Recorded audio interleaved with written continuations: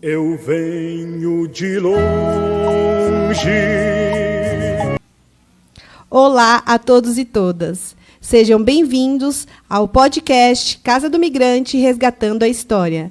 Eu sou Yara Matias e do meu lado temos o padre Antenor Dalla Vecchia, diretor da Casa do Migrante. Olá, padre. Olá, tudo bem? Tudo bem. Nesse episódio, a gente vai falar um pouco sobre as políticas da Casa do Migrante antes, que era a AVIM, as políticas do abrigo, que começou aqui na Casa do Migrante. Então, padre, eu gostaria que você falasse um pouco dessas políticas. Bem, nós já nos momentos anteriores que nós conversamos sobre a Casa do Migrante, enfim, a AVIM, né, a Associação para os Voluntários da Integração do Migrante, nós recordamos que, só para retomar um pouquinho, né, recordamos que no início, né, o grande projeto inicial era justamente por causa da preocupação que havia por parte de algumas pessoas, especialmente pelo padre Alberto Zambiasi. Havia uma preocupação muito grande de oferecer aos migrantes que chegavam de várias regiões do norte e nordeste do Brasil, mesmo de outras regiões, do sudeste também, uma preocupação de oferecer a eles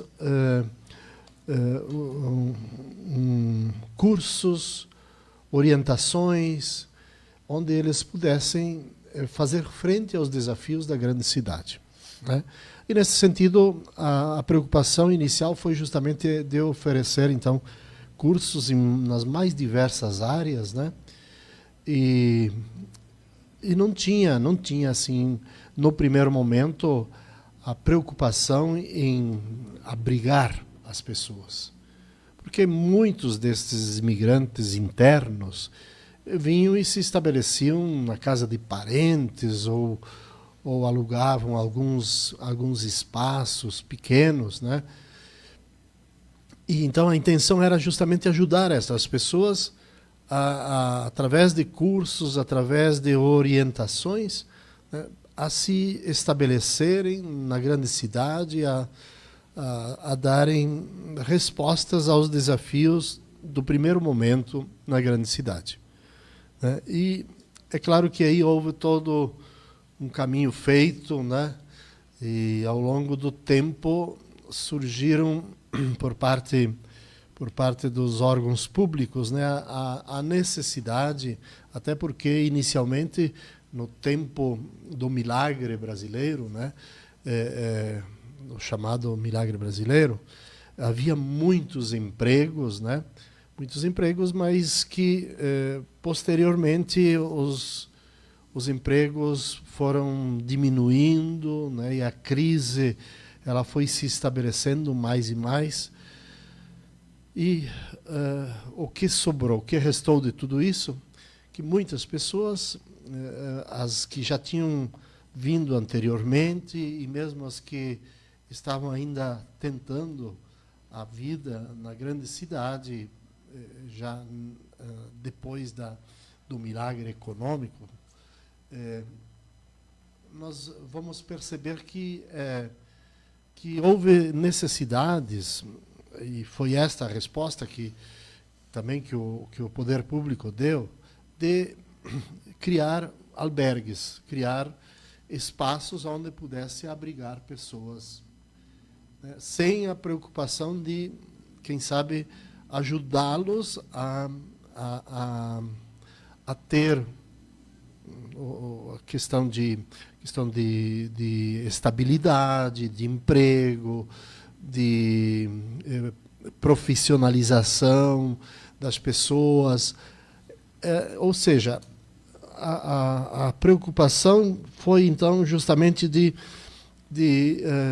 criar abrigos, né, e albergues, né, assim chamados albergues, para que pudessem albergar estas pessoas. No fundo, é aquela ideia que já conversamos em outro momento. O albergue um pouco é é sinônimo de depósito, né? Ou seja, colocar as pessoas tudo num único local e sem oferecer também algumas perspectivas no seu horizonte, né?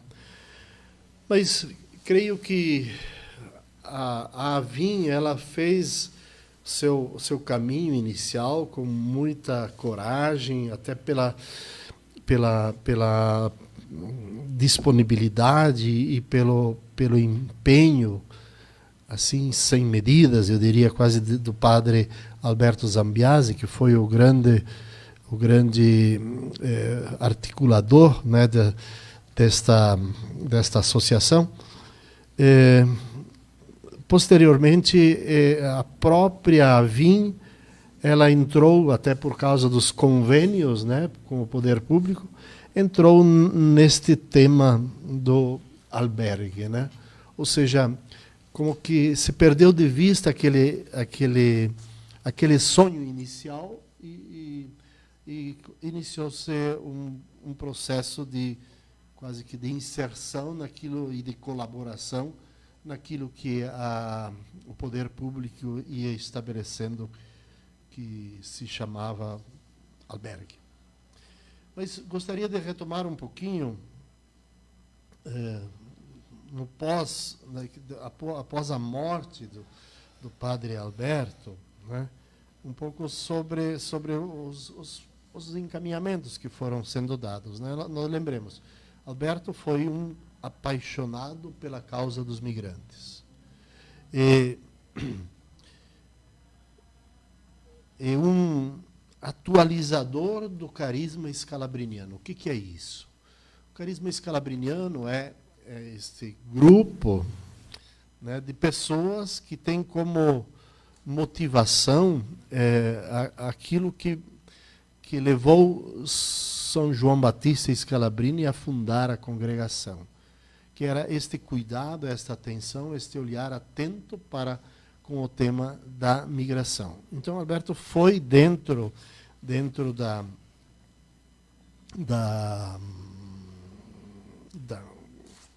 como é que eu diria, dentro da província, né? Este grande articulador, animador do carisma escalabriniano. Alberto formou-se em filosofia, sociologia e teologia. Era um homem de iniciativas e, sobretudo, uma pessoa de grande sensibilidade. E a gente faz essa pergunta, quem não se lembra? Claro que os religiosos escalabrinianos que participavam das assembleias naquele então, né, se lembra muito bem, né, de que Alberto, por muitas circunstâncias, por muitas vezes, ele acabou chorando na assembleia por causa, né, do tema da migração, né? Especialmente quando se falava da Avin e do seu projeto e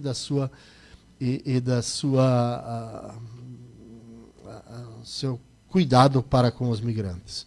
Então, Alberto foi um grande idealizador, não da Avin a qual hoje nos referimos, né? Avin albergue, né? Avin albergue, aquela que perde de vista um pouco aquilo que era a sua originalidade, mas aquela que sonhava para ganhar amplitude nacional. Não uma Avin albergue, ou seja, essa destes dias pós-Alberto, né? Mas aquela Avin que tinha o sonho inicial de ter uma amplitude nacional, ou seja, o tema da migração não era um tema exclusivo de São Paulo, do Rio de Janeiro, mas era um tema que foi se alargando, né? Até por causa das fronteiras agrícolas, né? Então, uma preocupação de acompanhar os migrantes a nível nacional, em todo o território nacional, na verdade, né? Foi um sonho que aflorou na época do milagre econômico brasileiro. e dos grandes fluxos migratórios internos, né? Então, quando surge esta preocupação, este milagre econômico, há um fluxo de migrantes por todos os estados brasileiros, alguns indo para a fronteira agrícola, para desbravar espaços, mata, né? E outros para os grandes centros urbanos, né? Mas este casamento durou pouco, né? Como a gente diz. A realidade de um processo socioeconômico excludente falou mais alto. Num curto espaço de tempo, o padre e sociólogo Alberto, que dirigia um jornal tabloide, que recebia apoio do Estado para capacitar migrantes para o mercado de trabalho, que aparecia constantemente na grande imprensa, denunciando a injusta estrutura agrária e defendendo os migrantes, foi tragado para um dos porões da modernidade, o albergue, né? Ou seja, aquilo que deveria oferecer dignidade, bem-estar, alimentar sonhos, fortalecer, digamos, este abrir horizontes, acabou sendo, diz aí, né, sendo tragado, né, pelos porões da modernidade que são os albergues. A partir disso, as questões estruturais foram cedendo lugar ao duro cotidiano do universo de exclusão. Padre Alberto viu-se não mais discutindo com gente de estudo, né, o teor político da pauta do jornal, mas construindo uma rede de coleta de restos de comida de restaurantes do centro da cidade para alimentar os porcos que eram criados num sítio que foi entregue à associação por comodato por um tempo, mas uma das formas para garantir o alimento, que era uma das formas para garantir o alimento dos migrantes sem pão e sem teto. Ou seja, as coisas mudaram substancialmente no horizonte de todo o grupo da associação, né? Então, a partir outra característica marcante era, por parte do Padre Alberto, era a sua capacidade de aglutinar pessoas em torno de projetos que ele idealizava. Todavia, os projetos eram dele, pessoais. Reclamava quando outros não se somavam a ele. Sem dúvida, sofreu muito com a radical mudança em que se viu envolvido, sobretudo numa época em que as formas de assistencialismo eram ferrenhamente questionadas. As energias, dizia-se, deveriam ser potencializadas nas instâncias que gerassem saldo político popular na conscientização e organização do povo, não na esmola, né? Ou seja, o que isso significa, né? Alberto, né, ele tinha muitos projetos, ele matutava constantemente sobre alternativas e respostas para o tema dos migrantes, né? Mas, infelizmente, ele tinha um caráter um pouco centralizador, ou seja, ele não colocava, digamos, estes sonhos, né, para serem refletidos e encaminhados, conduzidos por um grupo maior, embora ele tivesse um grupo significativo de pessoas que o apoiavam, né? Então vemos aí que antes era este sonho, né, de organizar as pessoas, de oferecer às pessoas um caráter, eu diria, crítico, né? Crítico diante das respostas que se davam, né? Crítico no sentido de que, por exemplo, o assistencialismo ele era descartado, absolutamente descartado, por parte daquilo que representava toda a crítica feita a as formas de assistencialismos, né? E eram muito questionados por estudantes, por professores, por pesquisadores, né? Porque, na verdade, sonhava-se em que o povo, né, pudesse construir, abrir horizontes, né, de forma participativa, né? Isto. E não simplesmente, né, viver de esmolas, né? Então, isto um pouco desandou por aí, né? Esse viver com a esmola de algumas pessoas, de algumas empresas, de algumas igrejas, assim por diante. Por ocasião da contratação de uma assistente social em período integral, em 78,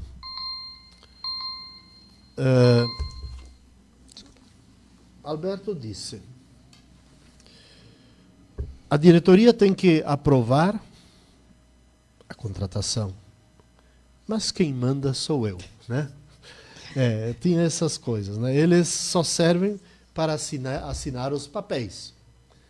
Verdade, dá para entender dentro do contexto, né, qual era no fundo a ideia, enfim, essa mentalidade, né, que estava presente naquele então, né? A preocupação era que não viesse algum profissional aí que desvirtuasse, né, no fundo seria desvirtuasse aquela ideia de estar acompanhando os migrantes na sua integralidade, né? Posteriormente, duas pessoas que acompanhavam, né, acompanhavam Padre Alberto, né, elas se mantiveram, né, e tinham como responsabilidade administrar esta associação. A PIA Sociedade, entendida aqui como a direção provincial dos padres proprietários deste espaço, não era uma parceira para discutir os destinos, os rumos da instituição, e muito menos um espaço de partilha, mas tão somente uma instância em que a associação iria recorrer na hora da necessidade de recursos, né? Então não havia essa participação efetiva, esse condividir preocupações, não. Quer dizer, na verdade a PIA ela se prestava sempre para suprir algumas necessidades emergenciais, recursos, enfim. Os que mandavam agora eram eles, e não deviam satisfação para ninguém. Ou seja, aquelas pessoas que permaneceram aí. A PIA restava apenas o papel de ter uma mão boazinha, na hora de tirar recursos do bolso. Esta relação, aos poucos, foi até mesmo ganhando ares amistosos. Quer dizer, duas instâncias bastante distantes. Não é à toa que em quase todas as assembleias provinciais, quando a gente fala assembleias provinciais, São aquelas assembleias anuais que acontecem com os padres que fazem parte, ou que faziam parte da província, que eram em geral em torno de 80, 90 sacerdotes, e que, enfim, nestas assembleias conversavam sobre todos os temas, inclusive o assunto Avim foi sempre, né, foi ganhando sempre mais espaço, né, e um espaço de certa forma espinhoso, né? Ou seja, como é que vamos resolver isso? Quer dizer, existe uma associação, existe a responsabilidade, ou temos que assumir a responsabilidade enquanto instituição religiosa para fazer frente ao sentido desta associação. Enfim, houve uma discussão, né, que foi se dando e que foi exigindo respostas cada dia, né? E assim, para esse momento, depois nós podemos falar um pouco sobre outros personagens, mas nesse momento eu concluiria assim, né, dizendo que durante o tempo em que Alberto estava vinculado a essa associação e, por sua vez, participante ativo da província da Pia Sociedade, havia, vamos dizer, um fluxo muito mais tranquilo, né? E a partir do momento em que outras pessoas entraram, quer dizer, já estavam, né, mas sem a presença de Padre Alberto, quer dizer, isso trouxe algumas dificuldades no relacionamento, inclusive no horizonte, né? Como podemos responder enquanto instituição que tem como missão atender aos migrantes? Como podemos responder de uma forma efetiva, eficaz, né, ao tema, aos dramas da migração? E não simplesmente oferecer um espaço, um albergue, né, que de fato é muito pouco, né? Além do albergue, o albergue na verdade é um espaço provisório, é um espaço que ele não tem um caráter propositivo, a não ser, digamos, o trabalho que pode ser feito junto àquilo que chamavam de albergue. E que, posteriormente, né, de albergue passou a ser chamado Casa do Migrante, né? Então, a Casa do Migrante, porque, de fato, é um espaço que, né, que oferece a possibilidade de podermos ter, como já conversamos em outro momento, né, ter a possibilidade de reorganizar as nossas ideias, a nossa vida e reorientar a vida daqueles que chegam e que usam desse espaço chamado Casa do Migrante. A casa, né? A gente falou numa das nossas conversas, a casa, se sentir acolhido, colocar os pés para cima e organizar o pensamento para ir para frente e organizar a vida. Bom, padre, muito obrigada pela participação, obrigada por toda essa história. A gente vai continuar no próximo episódio. Agradeço a vocês que estão assistindo nossos episódios e vamos finalizar agora. E muito obrigada a todos e solidariedade. Valeu, obrigada. Tchau, tchau. Obrigado. Abençoe. Eu venho de longe